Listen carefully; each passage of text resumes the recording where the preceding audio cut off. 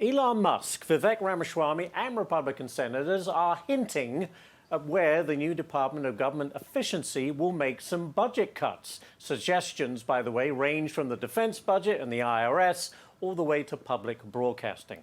House Financial Services Committee member Dan Meuser joins me now. Good morning to you, Congressman.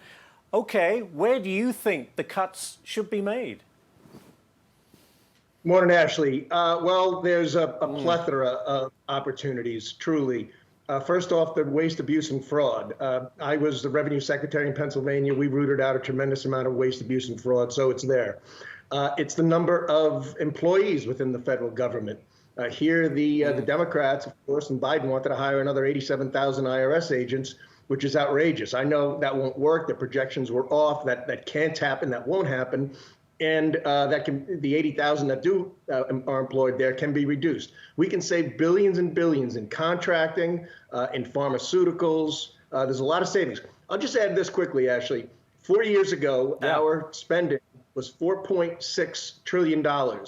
Today, it's 6.7. Now, granted, a lot of that was COVID, but it never ratcheted down. Even with Biden's 20% inflation, that on top of the 4.7, that would equate to about 5.6.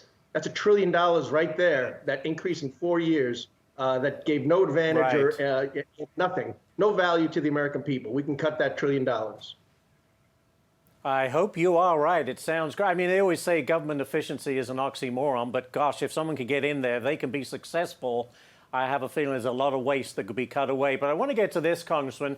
Donald Trump's tariffs on Canada reportedly will still apply to crude oil imports.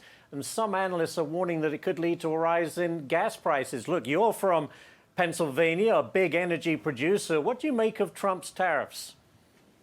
Well, I'll tell you what, the Biden administration was okay in taxing natural gas, taxing oil, removing the deduction for wildcatting in the United States, which existed forever. So it was okay to tax American energy. But here, when President Trump suggests and puts out the deterrence to the Canada and Mexico that they may be paying a higher tariff, i.e. tax, people are squawking about it. I think it is a appropriate measure to consider.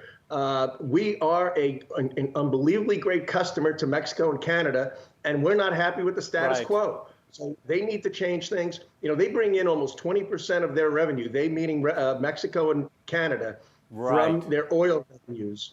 If we create some stability, well, Congressman, tariffs are just a negotiation tool. It doesn't mean that they're going to be at the rate that the president-elect says, but, you know, it's always good for negotiation, a starting point. Congressman, we're out of time, but thank you, sir, for joining us, and happy Thanksgiving to you. Happy Thanksgiving. Thanks.